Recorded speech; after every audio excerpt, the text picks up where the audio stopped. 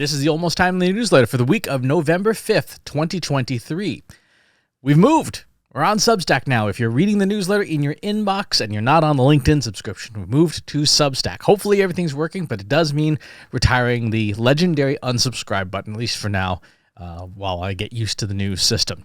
Content authenticity statement: 100% of this issue of the newsletter was generated by me, the human. No AI was used to generate any part of this issue.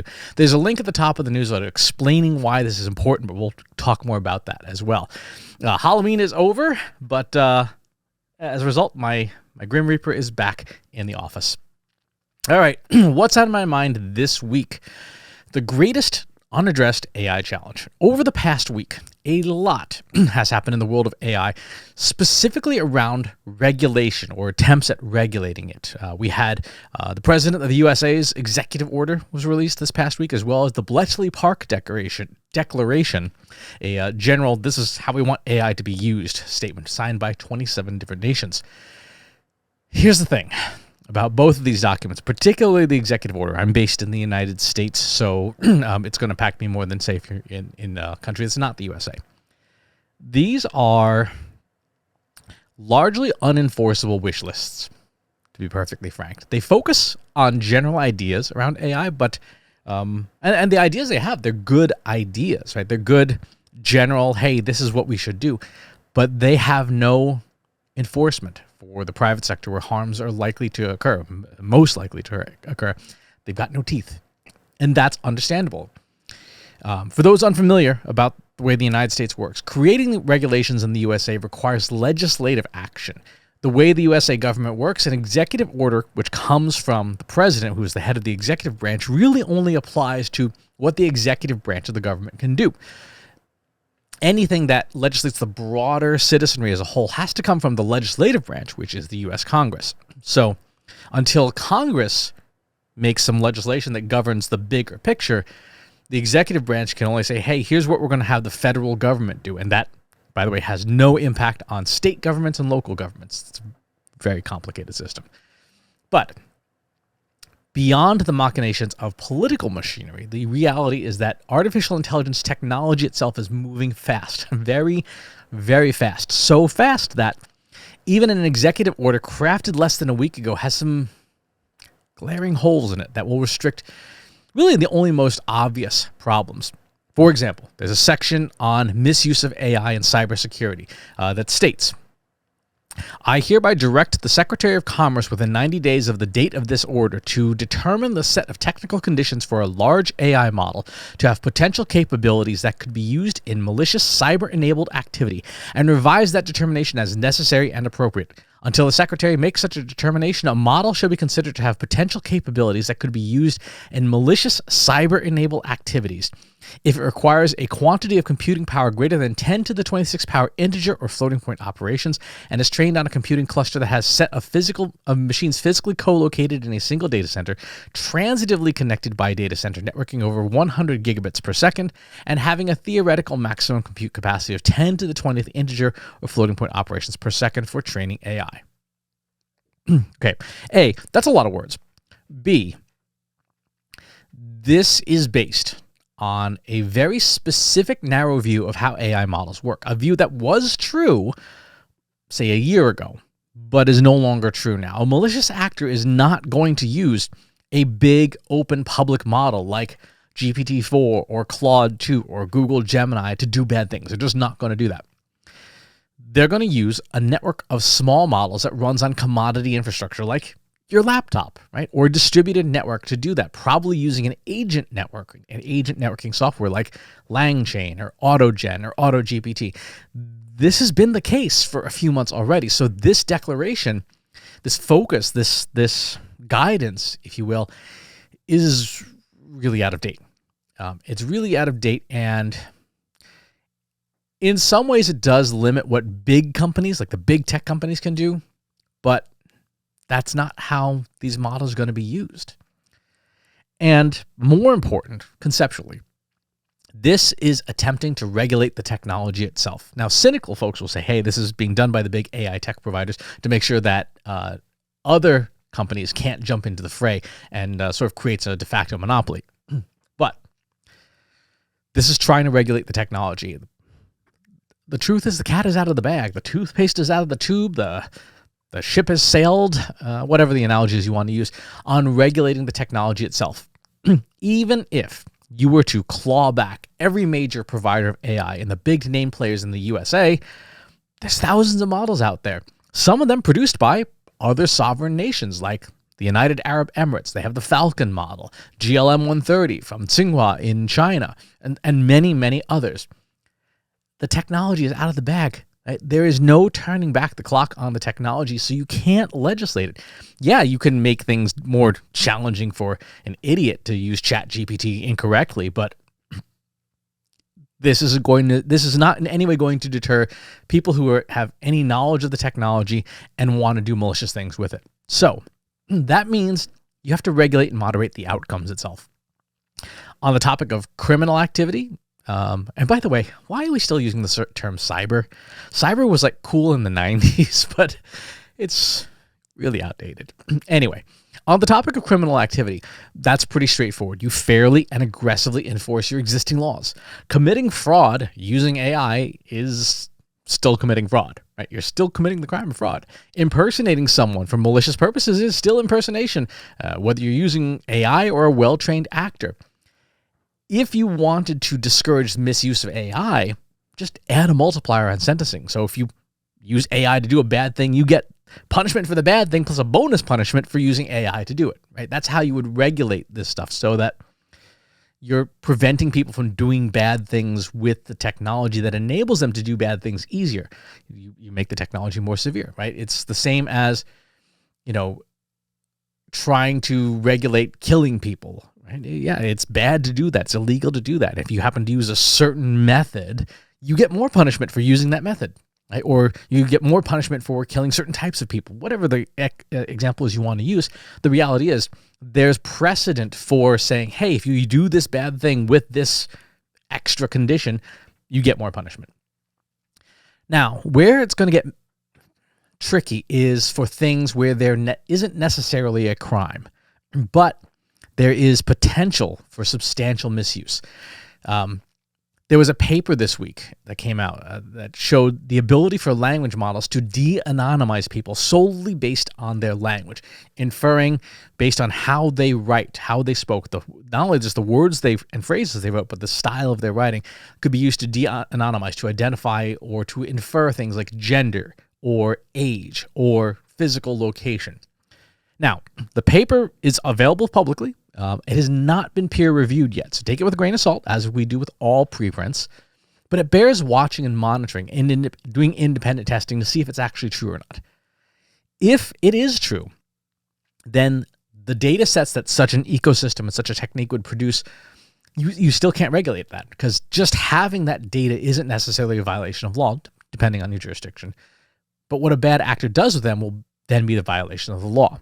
For example, if an unethical insurance company were to ingest social media data, de-identify it using this set of techniques, and then try to match it to their policyholders and discriminate against those policyholders based on protected classes like age or gender or race, then that's when the law gets broken and you can take action because you're breaking the law. But until then, we've got to test these things to determine how much harm they could create and how easy or hard it is to do those things. And there is substantial benefit to people exploring these capabilities so that you know what's possible, so that you can shine some light on here's how the technology can be misused, because guaranteed the people who are going to do bad things are probably already doing the bad things, and you want to know that they can do those things or not. These are all things to pay attention to, but the biggest challenge, the biggest problem, it isn't one technology can fix. Technology is the source of the problem in that it enables the problem, but we can't use technology to prevent it. And that problem is the blurring of reality. You have almost certainly seen one or more videos produced by companies like HeyGen in which a person's likeness is trained and then used to synthesize that person saying something they've never actually said. I put up a video on my Instagram account for that. HeyGen's capabilities are based on code that's available broadly as open source software. Now, HeyGen, the company, has done a really nice job customizing the models and putting a very friendly user interface on it. But the engine, the underlying capabilities, that's publicly available. So again, it's not one of those things where you can regulate the company because the tech is out there already. When people are presented with content now, one of the questions we have to ask is whether or not that content was generated by the party it's attributed to. For example, if you see a video of, say, a politician that you agree with or that you disagree with, and they're saying something, it is now a valid reaction to ask whether or not that politician even actually said that or not. Now, this is made more complicated by our hyperpolarized world, where we tend to believe things we agree with even if they're factually incorrect. The antidote to AI misinformation is difficult, very, very difficult. And the antidote is critical thinking, detective work, a willingness to not believe something just because you want to believe it, and instead doing some investigation to find out whether or not it's actually true. Asking for sources, and then following up to validate those sources to make sure they're real. Questioning authority. Just because you're told something, maybe just don't accept it at face value. Developing personal networks of trustworthy experts. I follow a bunch of medical doctors on Threads, for example, and I've gone and checked their backgrounds, checked to make sure that they actually work at the institutions they say they do, etc. But their research and the research they point to and the sources they point to are trustworthy, are peer-reviewed, and to the best of my knowledge, they're credible. You need to do the same thing to build those personal networks of trustworthy experts, even when you don't agree with them, especially when you don't agree with them. And the most challenging of all in this critical thinking antidote to misinformation is a willingness to update your memory and change your beliefs when you're presented with proven evidence to the contrary. That's the hardest part. For example, you have probably heard, a number of people said so online, that vitamin C is good for preventing colds, right? That's certainly emphasized enough in commercial messaging. There's every number of products that are being hawked and saying, hey, you should, want to prevent a cold, take vitamin C. It's not true. For the vast majority of the population, at least in a clinical paper, and it's linked in the newsletter, for the vast majority of the population, vitamin C is ineffective at preventing colds and exerts only a modest effect on cold symptoms once you're ill. Does this change your thinking? Does it change your beliefs? Does this change your behaviors? It should, if the issue is important to you. It changed my beliefs in what behaviors I do, right? With this information, there's no need to go purchasing those, vitamin C packets or whatever supplements, because for the purpose of preventing colds, it doesn't work. Now, I will still go and consume vitamin C normally, right? Eat citrus fruit. I like citrus fruit, but I don't need to go out of my way to overload on vitamin C for this particular use case, because there is now documented evidence that that's not true. And peer-reviewed other independent folks have verified it. And again, when you read papers and meta-analyses, you look to see, is there a conflict of interest? How robust was the study? How well written was it? And you can download a study, feed it into a generative AI system and say, how, in your experience reviewing papers, how robust is this particular paper? You can have AI be a partner to you in investigating claims. This is a change in how we think. Instead of being passive consumers of content and information, we, and everyone you and I care about, need to make the change to being active questioners of content. If you're a parent, think about teaching your kids to emulate characters like spies and detectives, adventurous characters like that. Professionals whose job it is to discern truth from falsehood and verify their findings.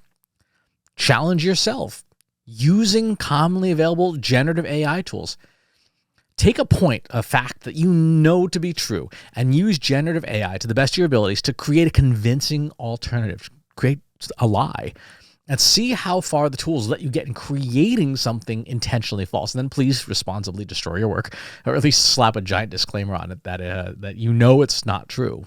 But you want to go through the exercise of seeing how easy or hard it is to manufacture something, because one of the best ways to inoculate yourself against misinformation is seeing how the magic trick is done. Right? Once you know how the magic trick is done, it loses a good amount of its impact and opens your mind to asking questions. Is that really a video of Taylor Swift or Vladimir Zelensky? Or did someone manufacture it to support a certain point of view?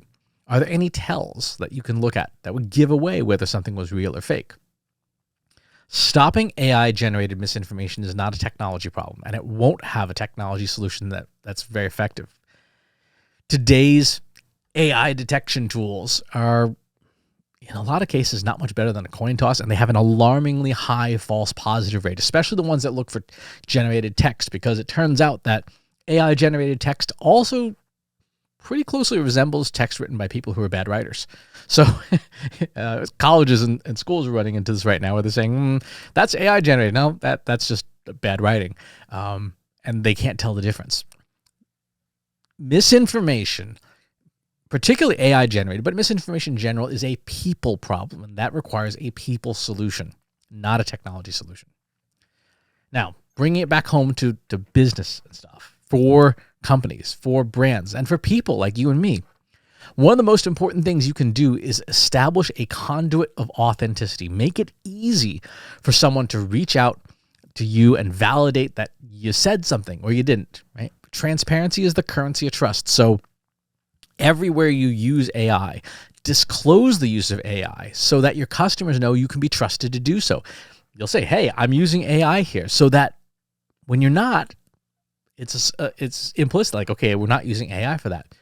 Then when someone inevitably uses AI to create misinformation about your company or whatever, or purporting to be you, you have a long record of trustworthy interactions with your audience to help reinforce your claims that, yeah, that's misinformation. That's not from me, right?